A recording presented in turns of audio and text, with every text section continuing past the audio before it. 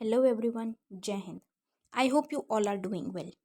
हम करने जा रहे हैं mains previous year question analysis और आज हम देखेंगे general studies paper 3 biodiversity and environment section से एक क्वेश्चन। मैं उम्मीद करती हूँ गाइज आप लोगों ने इस क्वेश्चन को अटेम्प्ट किया होगा और एक बहुत अच्छा आंसर फ्रेम भी किया होगा। सो गाइज आज जब हम इस क्वेश्चन को देखेंगे तो हम बायोडाइवर्सिटी और बायोडाइवर्सिटी एक्ट के बारे में हम थोड़ा सा जानेंगे। सो जहाँ पे गाइज आप अपने एनवायरनमेंट के नोट्स बना रहे हैं वहाँ पे बायोडाइवर्सिटी में इन पॉइंट्स को ज़रूर रखिएगा। ये पॉइंट्स आपको बहुत हेल्प करेंगे।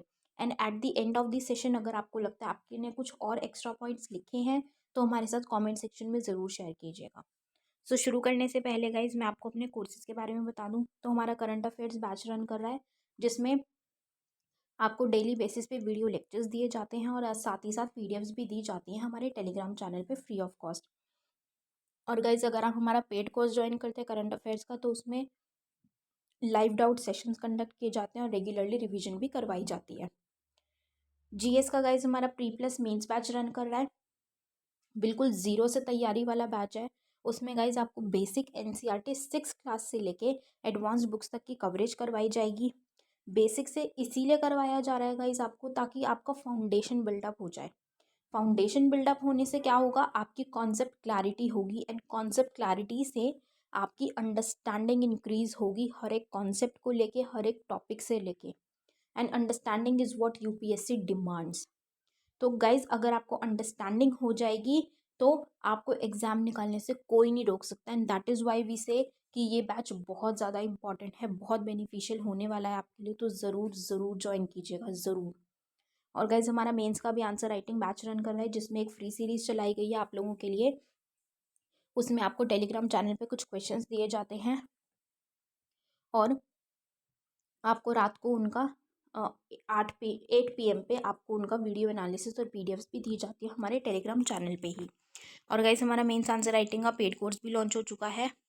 उसमें आपको 500+ क्वेश्चंस की प्रैक्टिस कराई जाएगी। बिल्कुल आपको पहले बेसिक से स्टार्ट करवाया जाएगा, बिल्कुल छोटे छोटे स्टेप्स आपको दिलवाएंगे, छोटे छोटे से आप करना सीखेंगे तो आप बड़े के लिए बहुत अच्छे से रेडी हो जाएंगे।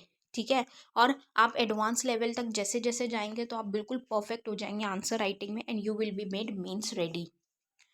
और ये जो आपकी आप आंसर्स लिखेंगे गाइस तो हमारी एक्सपर्ट फैकल्टी हैं, वो आपकी आंसर कॉपीज़ को इवैल्यूएट करेंगे और आपको इम्प्रूव करने में हेल्प करेंगे। And the best thing in this course is guys कि आपकी जो इवैल्यूएशन है वो दोनों ही लैंग्वेजेस में होगी। दैट मीन्स कि दोनों ही मीडियम के स्टूडेंट्स, इंग्लिश मीडियम और हिंदी मीडियम स्टूडेंट्स के लिए बैच सूटेबल है। सो ज़रूर ज़रूर ज्वाइन कीजिएगा गाइस। ज्वाइन करने के लिए आप नीचे दिए गए नंबर 9713282838 पे व्हाट्सएप टेलीग्राम के थ्रू कांटेक्ट करके आप कोर्सेज़ की डिटेल्स ले सकते हैं और कोर्सेज़ को ज्वाइन कर सकते हैं। तो चलिए गाइस अपना आज का सेशन स्टार्ट करते हैं।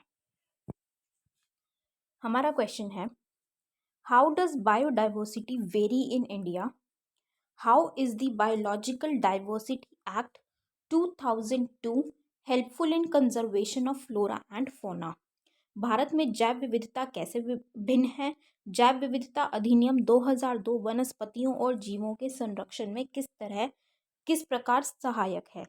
ये question guys GS3 biodiversity and environment section से लिया गया है और ये क्वेश्चन यूपीएससी ने 2018 में पूछा था। तो जब हम इस क्वेश्चन की बात करें गाइज तो इसमें हमसे पूछा गया है पहला क्वेश्चन, हमें इस क्वेश्चन में ही दो चीज़ें पूछी गई हैं, दो पार्ट्स में डिवाइड किया गया है। फर्स्ट पार्ट इज कि बायोडाइवर्सिटी इंडिया में कैसे वेरी करती है, मतलब कैसे भिन्न है, कैसे अलग अलग हमें बायोडाइवर्सिटी देखने को मिलती है। ठीक है, मतलब इंडिया के किसी पार्ट में कुछ है, किसी पार्ट में कुछ है, तो कैसे वो अलग है, फर्स्ट क्वेश्चन। सेकंड इज कि जो बायोडाइवर्सिटी एक्ट 2002 आया था, हमें देखने को मिला, लाया गया था जो एक्ट, वो किस तरीके से सहायक है, किस तरीके से वो हेल्पफुल है जो फ्लोरा और फोना है, मतलब जो प्लांट्स और एनिमल्स हैं उनको कंजर्व करने के लिए, उनका संरक्षण करने के लिए किस तरीके से सहायक है, हेल्पफुल है।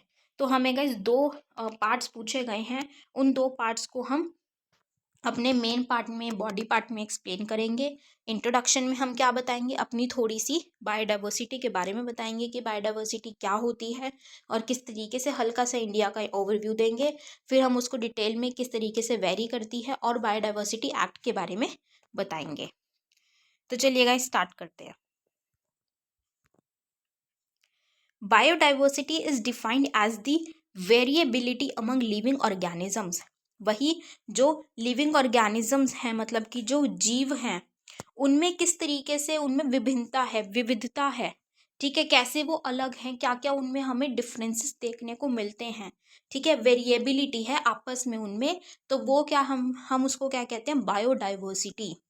ठीक है, अगर हम जोग्राफिकली देखें, बायोजोग्राफिकली, तो इंडिया एक ऐसे ट्राइब जंक्शन पे हम कहें, एक मतलब एक तरीके से ऐसी पोजीशन है इंडिया की जहाँ पे वो ट्रॉपिकल क्लाइमेट से भी, मतलब एफ्रोट्रॉपिकल जो एरिया है, क्लाइमेट है, उससे भी थोड़ा सा वहाँ पे उसके अंडर भी आता है, इंडो मलयान के अंडर भी आता है, और पैलियो आर्कटिक के रियाल में भी आता है।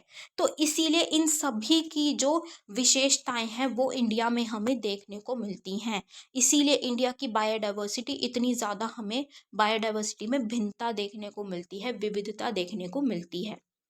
ठीक है, तो अब ये जो तीनों के तीनों मिलके बनाते हैं, तो उससे इंडिया की जो बायोडाइवर्सिटी है वो बहुत रिच और यूनिक बनती है। ठीक है, उसको रिच और यूनिक का दर्जा दिया जाता है और बहुत इम्पॉर्टेंट भी है वो हमारी कंट्री के लिए। राइट, अब हम बात करें कि किस तरीके से वेरिएशंस, जो हमसे पूछा गया है अपने हमारे क्वेश्चन के फर्स्ट पार्ट में, कि बायोडाइवर्सिटी कैसे इंडिया में वेरी करती है, भिन्न है। ठीक है, तो किस तरीके से वो अलग है, तो हम अलग अलग रीजन्स के हिसाब से बताएंगे कि कैसे कैसे अलग है। सबसे पहले हम बात करेंगे हिमालयन रीजन के बारे में, हिमालयी क्षेत्र। तो हिमालयन रीजन, जैसे कि पता चल रहा है, क्या है ये, ऊंचाई की बात कर रहे हैं हम, कि ऊंचाई वाला जो क्षेत्र है, ऑल्टीट्यूड है, वहाँ पे बहुत अच्छी बायोडाइवर्सिटी हमें देखने को मिलती है, बहुत अच्छी जैव विविधता वहाँ पे देखने को मिलती है। ठीक है, वहाँ पे अगर हम फॉरेस्ट की बात करें तो ट्रॉपिकल रेन फॉरेस्ट भी मिलते हैं। ठीक है, उष्णकटिबंधीय वर्षा वन भी हैं। राइट, कहाँ पे, ईस्टर्न हिमालयाज में।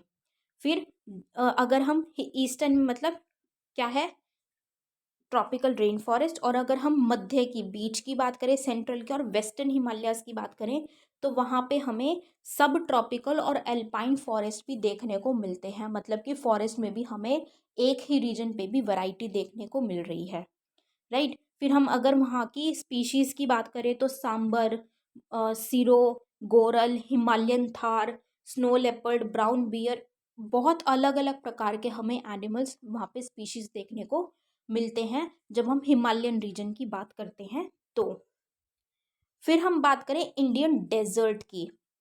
अभी हमने पहाड़ की, मतलब ऊंचाइयों की बात की थी, कि हिमालयी क्षेत्र की, थोड़ा सा पहाड़ी रीजन की हमने बात की।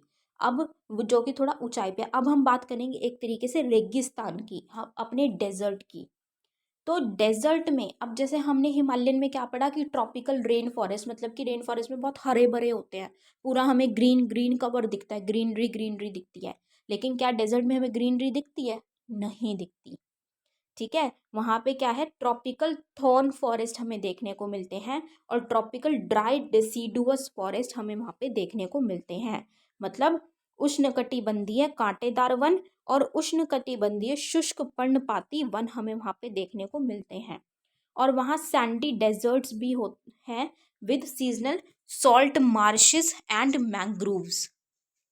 ठीक है, और वहाँ पे अब जैसे जो हमने स्पीशीज की बात करी थी, तो वहाँ पे हमें स्नो लेपर्ड, सांबर, गोरल, इस तरीके के स्पीशीज मिल रहे थे। लेकिन यहाँ पे हमें अलग अलग तरह की क्या मिलती है, इंसेक्ट, जो कीड़े होते हैं ना, कीट प्रजातियां पाई जाती है यहाँ पे। हमें ऐसे बहुत ज़्यादा इस तरीके के एनिमल्स जो हमने वहाँ देखे हैं वो नहीं दिख रहे स्पीशीज, हमें यहाँ पे इंसेक्ट्स मिलती हैं। ठीक है, रेप्टाइल स्पीशीज मिलती हैं, और कुछ बर्ड्स मिलती हैं, बर्ड्स की प्रजातियां हमें यहाँ पे देखने को मिलती हैं। राइट, ये किस में मिलती है हमें? इंडियन डेजर्ट, भारतीय रेगिस्तान में। फिर हम और नीचे आए तो वेस्टर्न घाट्स आता है हमारा। जब हम वेस्टर्न घाट्स पश्चिमी घाट की बात करें तो इस जोन में, ये जोन भी क्या है, ट्रॉपिकल, थोड़ा सा एवरग्रीन में, ट्रॉपिकल रेन फॉरेस्ट में आता है, राइट। तो यहाँ पे डाइवर्सिटी है फॉरेस्ट की भी, जैसे हमने हिमालयन रीजन में पढ़ा था। तो इसी तरीके से वेस्टर्न घाट में भी फॉरेस्ट के मामले में, वन के मामले में हमें डाइवर्सिटी, विविधता देखने को मिलती है। यहाँ पे एवरग्रीन से लेके ड्राई डेसिडुअस तक हमें पेड़ देखने को मिलते हैं, ठीक है। और अगर हम स्पीशीज की बात करें तो Nilgiri langur, lion tailed macaque, Nilgiri tahr, Malabar grey hornbill और इसी तरीके की और भी एम्फीबियन स्पीशीज यहाँ पे हमें देखने को मिलती हैं। तो अब देखिए हिमालयाज में और वेस्टर्न घाट की स्पीशीज में कितना अंतर है, और इंडियन डेजर्ट की स्पीशीज में इन दोनों से कितना अंतर है ना। वेरिएबिलिटी देखने को मिल रही है हमें हर चीज में। फिर हम बात करें डेक्कन पेनिनसुला की, दक्कन प्रायद्वीप की, तो डेक्कन पेनिनसुला में ज़्यादातर जो वहाँ का डेक्कन पेनिनसुला का पार्ट है वो ट्रॉपिकल फॉरेस्ट से ही घिरा हुआ है, ठीक है। वहाँ पे जैसे कि ट्रॉपिकल ड्राई डेसिडुअस फॉरेस्ट हमें देखने को मिलते हैं, कौन से पार्ट में, नॉर्दर्न की बात करें हम, उत्तरी में, मध्य में और दक्षिणी में, मतलब नॉर्दर्न, सेंट्रल और सदर्न पार्ट में हमें ट्रॉपिकल ड्राई डेसिडुअस फॉरेस्ट देखने को मिलते हैं। हमें वहाँ पे बहुत ज़्यादा वैरायटी, जैसे हमने हिमालयन या फिर वेस्टर्न घाट में पढ़ी फॉरेस्ट की, इतनी वैरायटी नहीं मिलती, हमें एक ट्रॉपिकल ड्राई डेसिडुअस ज़्यादातर देखने को मिलता है। और हम फौना की बात करें तो यहाँ पे tiger, sloth beer, wild boar, गोर, सांबर, चीतल, इस तरीके के एनिमल्स हमें यहाँ पे डेक्कन पेनिनसुला में देखने को मिलते हैं, राइट। अब हम अपने दूसरे रीजन की बात करें जो कौन सा है, गैंगेटिक प्लेन्स, गंगा के मैदान की। तो इसमें क्या है, इसमें हमें ट्रॉपिकल ड्राई डेसिडुअस फॉरेस्ट देखने को मिलते हैं, उष्णकटिबंधीय शुष्क पर्णपाती वन, उसी के साथ हमें लिटोरल एंड मैंग्रोव रीजन्स भी देखने को मिलते हैं जो कि सुंदरबंस के हैं। गैंगेटिक रीजन में हमारा सुंदरबंस भी आता है, सुंदरबंस का मैंग्रोव रीजन भी हमें गैंगेटिक प्लेन्स में ही देखने को मिलता है। क्या सुंदरबन के तटीय और मैंग्रोव क्षेत्र इसमें शामिल है। फिर हम यहाँ की फौना की बात करें तो यहाँ पे हमें एलिफेंट्स हैं, ब्लैक बक है, gazelle, rhinoceros, Bengal florican, crocodile, fresh water turtle and a dense waterfall community, ठीक है। तो हाथी, काला हिरन, चिकारा, गैंडा, बंगाल फ्लोरिकन, मगरमच्छ, मीठे पानी का कछुआ और एक घना जल पक्षी समुदाय शामिल है। तो ये सब चीज़ें हमें, ये सब डाइवर्सिटी हमें एनिमल्स में, फौना में देखने को मिलती है, right. Next is the north east, उत्तर पूर्वी रीजन की अब हम बात करें, ठीक है।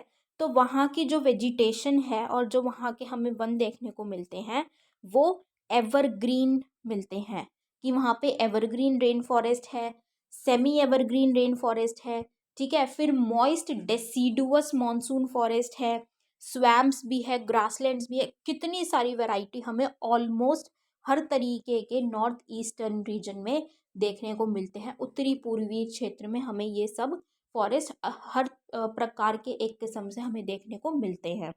और वहाँ पे सबसे ज़्यादा मेमेलियन फोना पाई जाती है, जो कि असम में ही, असम की हम बात करें तो असम में ही 63% के करीब हमें ये मेमेलियन फौना देखने को मिलती है। तो हम किसकी बात कर रहे हैं, फॉरेस्ट के मामले में, नॉर्थ ईस्टर्न रीजन में फॉरेस्ट के मामले में, वन के मामले में बहुत ज़्यादा विविधता है, डाइवर्सिटी है, लेकिन फौना के मामले में इतनी ज़्यादा हमें देखने को नहीं मिलती, ठीक है।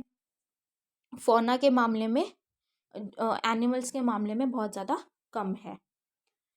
Next is the Indian islands, भारतीय द्वीप समूह। तो यहाँ पे कुल मतलब एक लगभग हम अनुमान लगाएं तो 2200 स्पीशीज ऐसी हैं जो हायर प्लांट्स हैं, उच्च पौधों की प्रजातियां देखने को मिलती हैं हमें यहाँ पे, कहाँ, इंडियन आइलैंड्स में, भारतीय द्वीप समूह में, ठीक है।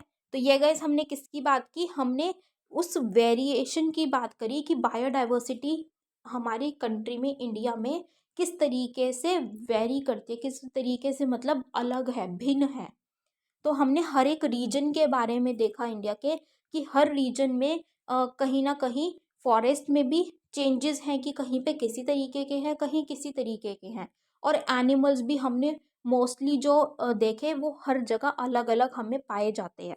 हर रीजन के हिसाब से अलग अलग तरह के एनिमल्स हैं, जो कि उस वहाँ की एनवायरमेंटल कंडीशन के हिसाब से अपने आप को अडाप्ट करके वहाँ पे रह रहे हैं। ठीक है, जहाँ पे वो सर्वाइव कर पाते हैं वो वहाँ पे रह रहे हैं। तो इससे हमने अपना फर्स्ट पार्ट क्वेश्चन का कंप्लीट किया है कि किस तरीके से बायोडाइवर्सिटी वेरी करती है। अब हम चलेंगे अपने क्वेश्चन के नेक्स्ट पार्ट पे, कि बायोलॉजिकल डाइवर्सिटी एक्ट 2002 जो लाया गया था वो क्या था। वो उसने उस एक्ट में ऐसा क्या था जिससे कि उसने जो फ्लोरा और फौना है, जो पेड़ पौधे हैं और जो जानवर हैं, उनको किस तरीके से उनका संरक्षण करने में मदद किया, उनको कंजर्व करने में हेल्प की। तो जब हम बायोलॉजिकल डाइवर्सिटी एक्ट की बात करें तो ये एक्ट इसलिए लाया गया था ताकि जो इंडिया की जो बायोलॉजिकल डाइवर्सिटी है, जो अभी हमने पढ़ी कितनी ज़्यादा डाइवर्सिटी है, उसको प्रिजर्व कर सके, उनको संरक्षित की कर सके। ठीक है, जो बेनिफिट्स हैं वो सभी को समान तरीके से दिए जाएं। मतलब ये बेनिफिट्स जो शेयर हों, लेकिन वो समान तरीके से शेयर हों। ठीक है, और उसमें से जो ट्रेडिशनल रिसोर्सेज हैं या जो नॉलेज है, जो वहाँ पे कहते हैं ना कि उन रीजन्स में जो लोग रहते हैं तो उनको जो नॉलेज है उसका बेनिफिट और वहाँ के रिसोर्सेज का बेनिफिट भी सभी में इक्वली बटे, समान तरीके से बट जाए। तो अब वो किस तरीके से फ्लोरा और फोना को कंजर्व करने में हेल्प करती है, संरक्षण करने में उनका किस तरीके से मदद किया बायोलॉजिकल डाइवर्सिटी एक्ट ने, हम वो देखेंगे। First is, there are provisions for setting up National Biodiversity Authority, State Biodiversity Board, and Biodiversity Management Committee for proper management of biological resources। कि ये जो एक्ट आया इसमें ऐसे प्रोविजंस थे जिनके आधार पे ये अथॉरिटी दी गई कि ऐसे बोर्ड या कमिटी बनाई जा सकती है, चाहे वो नेशनल लेवल पे हो, स्टेट लेवल पे हो, डिस्ट्रिक्ट लेवल पे हो, या कुछ ऐसी कमिटीज़ बनाई जा सकती है, ताकि जो वहाँ के रिसोर्सेज हैं, बायोलॉजिकल रिसोर्सेज हैं हर एक रीजन के, उनका प्रॉपर तरीके से मैनेजमेंट हो सके और संरक्षण हो सके। Right, first point. Second, it aims to respect and protect knowledge of local communities, traditional knowledge related to biodiversity. अब इस एक्ट ने किस पे भी बात की, किस पे भी ध्यान दिया, कि जो वहाँ के, मान लीजिए अगर हम हिमालयन रीजन की ही बात करते हैं, ठीक है, तो वहाँ पे जो लोग रह रहे हैं वो वहाँ की जो बायोडाइवर्सिटी है और वहाँ का जो एनवायरनमेंट है उसके बारे में, और वहाँ के रिसोर्सेज है उनके बारे में ज़्यादा अच्छे से जानते होंगे, उनको ज़्यादा नॉलेज होगी कंपेयर टू जो बाकी रीजन्स में लोग रह रहे हैं। तो उनकी नॉलेज को भी प्रिजर्व करना है, उनको हेल्प करना है, और उनको प्रोटेक्ट भी करना है, और उनको रिस्पेक्ट भी करनी है, वो सम्मान भी देना है कि जो उनको नॉलेज है और जो वहाँ का वो ध्यान रखते हैं। ठीक है, उस तरीके से हम क्या करेंगे, हम नॉलेज को भी प्रिजर्व कर सकते हैं और वहाँ पे अपनी बायोडाइवर्सिटी को भी प्रिजर्व किया जा सकता है। ये इस एक्ट ने हमें बताया। नेक्स्ट जो ये एक्ट कहता है, it secures sharing of benefits with local people as they are conservers of biological resources and holders of knowledge information. मतलब कि जो बेनिफिट्स होंगे इसके, वो वहाँ के जो ट्रेडिशनल लोग हैं, जो वहाँ के स्थानीय लोग हैं, लोकल पीपल है, उनके साथ भी बांटा जाएगा, क्योंकि अल्टीमेटली अगर देखा जाए तो वही लोग हैं जो वहाँ की बायोडाइवर्सिटी को बचाते हैं, उनका संरक्षण करते हैं, और जो उनकी नॉलेज है, उनके पास जो भी इंफॉर्मेशन है वो हमें उन्हीं लोगों से मिल सकती है। वही लोग हमें उस बायोडाइवर्सिटी के बारे में बता सकते हैं और उसको प्रोटेक्ट कर सकते हैं। तो इसीलिए उनको भी वो बेनिफिट दिया जाना चाहिए, उनके साथ भी जो बेनिफिट इससे होगा वो हमें शेयर करना है, जो वो डिजर्व करते हैं। Right, next is, it has it also has provisions for notifying heritage sites by state government in consultation with local body। अब क्या चीज़ है, जैसे कि हमने हिमालयन रीजन की ही बात की, राइट। तो अब हिमालयन रीजन में क्या है, जो वहाँ पे लोग हैं, स्थानीय लोग हैं, वो ज़्यादा बेटर तरीके से जानते होंगे, उनको ज़्यादा पता होगा। तो अगर उनको लगता है कि किसी स्पीशीज़ या किसी भी पौधे की कोई ऐसा प्लांट है या कोई ऐसा एनिमल है जिसको कंजर्व करना, जिनका संरक्षण करना बहुत ज़रूरी है, ठीक है, या जो ज़्यादा इम्पोर्टेंट देखने को मिल रहा है, तो वो उसके बारे में बता सकते हैं। या फिर जो वहाँ की पर्टिकुलर स्टेट गवर्नमेंट होगी, अगर उनको ऐसा लगता है कि किसी रीजन को या किसी साइट को हेरिटेज साइट के तौर पे नोटिफाई करना है, तो वो स्टेट गवर्नमेंट लोकल, वहाँ के जो लोकल बॉडी है, वहाँ उनसे बात करके, और वो लोकल बॉडी वहाँ पे एनालाइज करके बता सकते हैं, तो वो एक कंसल्टेशन करके हेरिटेज साइट नोटिफाई कर दे, ताकि उसको और ज़्यादा अच्छे से प्रोटेक्शन दी जा सके, राइट। तो ये हमने किसकी बात की कि बायोलॉजिकल जो एक्ट है 2002 का, उसने किस तरीके से इन चीज़ों के बारे में बताया। So this was all for this question guys. I hope you all have like this analysis. With this we end up this lecture today.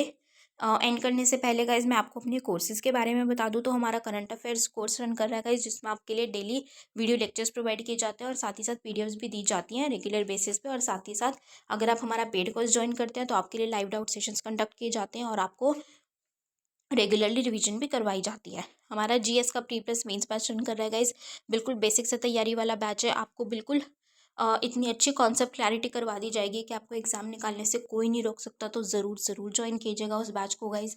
और हमारा मेंस का भी आंसर राइटिंग बैच रन कर रहा है, जिसमें बिल्कुल एक फ्री सीरीज चलाई गई है आपके लिए। आपको टेलीग्राम चैनल पे कुछ क्वेश्चंस दिए जाते हैं और उनसे रिलेटेड आपको रात को 8 बजे वीडियो एनालिसिस और पीडीएफ्स भी दिए जाते हैं हमारे टेलीग्राम चैनल पे ही।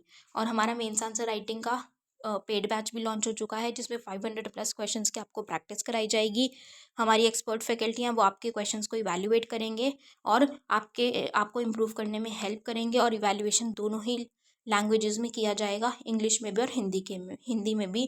तो बहुत अच्छा बैच है गाइस, ज़रूर ज़रूर ज्वाइन कीजिएगा। ज्वाइन करने के लिए आप नीचे दिए गए नंबर 9713282838 पे व्हाट्सएप टेलीग्राम के थ्रू कॉन्टैक्ट करके आप कोर्सेज़ की डिटेल्स ले सकते हैं और कोर्सेज़ को ज्वाइन कर सकते हैं। So with this, we end up this lecture today, guys. I hope you all have liked this session. Thank you so much. Have a great day ahead. Jai Hind.